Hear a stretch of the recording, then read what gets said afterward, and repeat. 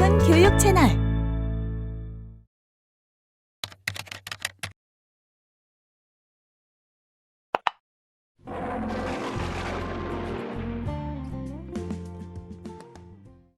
그런데 어떻게 해서 왕건은 자신을 신임해주는 궁예를 몰아내고 새 나라를 세울 생각을 하게 되었을까요? 여기에는 궁예의 포악성이 크게 일조를 했습니다. 궁예는 초기에는 부하장수들과 모든 일을 함께하며 신망을 한 몸에 받았으나 뒤로 가면서 폭군으로 변하여 민심을 잃었어요. 더구나 말년으로 갈수록 자기가 사람들의 속마음을 꿰뚫어 보는 능력인 관심법을 터득했다고 억지를 부리며 여러 가지 문제들을 일으켰죠.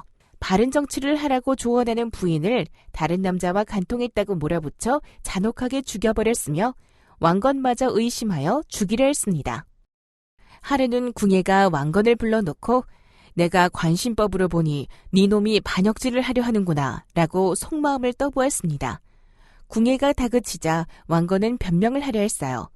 그런데 때마침 옆에 있던 신하가 궁예의 말을 거역하면 죽을지 모르니 그냥 잘못했다고 수긍하려는 눈치를 주었고 재빨리 상황을 간파한 왕건은 예 그렇습니다. 제가 감히 역모를 꾸몄습니다. 죽여주십시오. 라고 엎드려 손이 발이 되도록 빌었습니다. 그러자 궁예는 네가 정직하게 잘못을 고하니 용서한다 라며 죄를 죽이는커녕 큰 상으로 왕건을 격려해 주었습니다. 이러한 위기를 하루에도 몇 번씩 겪어야 하는 왕건에게 하루는 홍요, 배현경, 신순겸 등이 찾아왔습니다.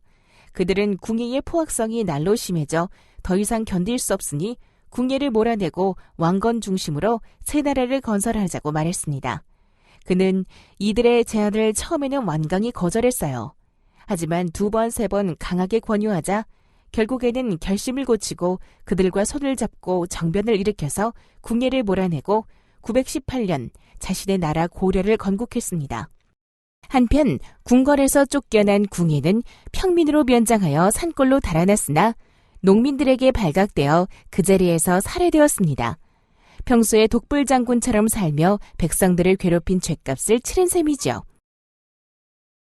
나를 죽이고 왕이 되더니 살판 났더군요. 그럼 나라 이름도 태봉에서 고려로 변경하고 수도 또한 철원에서 나의 터전인 송악으로 옮겼지요. 그렇습니다.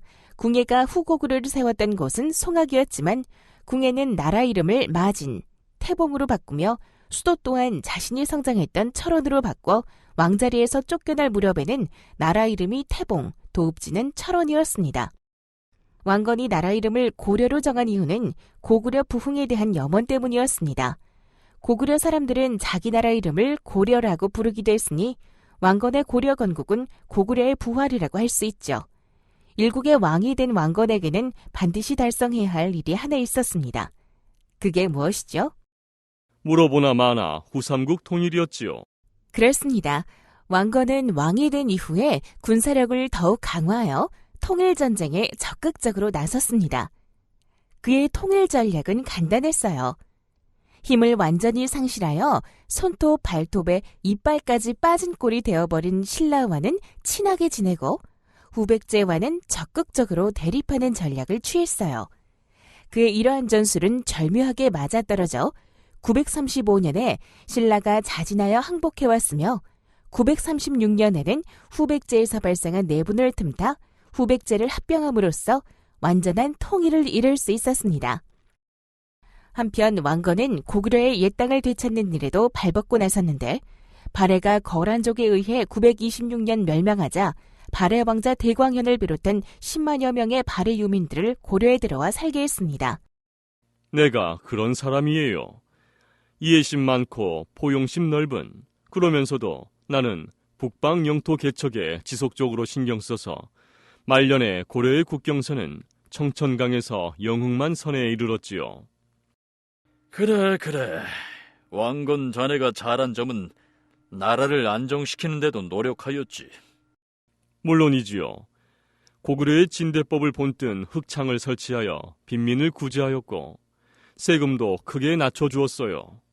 왕실의 안정을 위해서는 지방에서 큰 세력을 떨치고 있던 대오족의 딸들과 혼인하는 정략 결혼 정책과 나의 성인 왕씨를 대호족들에게 하사하는 사성 정책을 활용했지요.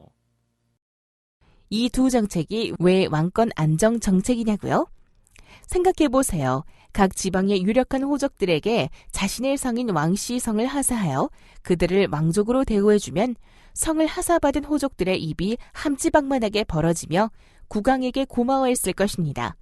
여기에 자신의 딸이 비록 후비이지만 왕의 부인이 된다는 것은 호족의 입장에서는 크게 반길 만한 가문의 영광이었지요.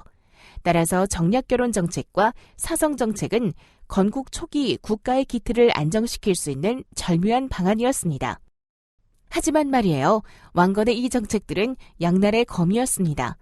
왕건이 살아있을 당시에는 왕권 안정에 크게 기여했지만 왕건 사후에는 왕실의 안정을 크게 해치고 말았습니다. 왕건은 부인이 29명, 여기서 낳은 아들, 딸들이 34명이나 되었는데 이들의 외할아버지들이 모두 한가닥 한다는 대호족들이었습니다. 그러다 보니 왕건 사후에 이들이 자신의 외손자를 왕위에 올리기 위해 치열하게 물밑 경쟁을 벌이며 새 왕을 죽이려고까지 했습니다. 이러한 현실 속에서 2대 임금인 해종은 왕위에 오른 이후로 하룻밤도 편히 자지 못할 정도로 살해 위험에 시달려야 했습니다. 태조 왕건이 왕권의 안정을 위해 추진했던 정략결혼 정책이 부메랑이 되어 후대 임금을 강타한 셈이었지요. 영상 잘 보셨나요? 오픈교육 채널 라이브 아트. 좋아요와 구독 버튼 잊지 말고 눌러주세요.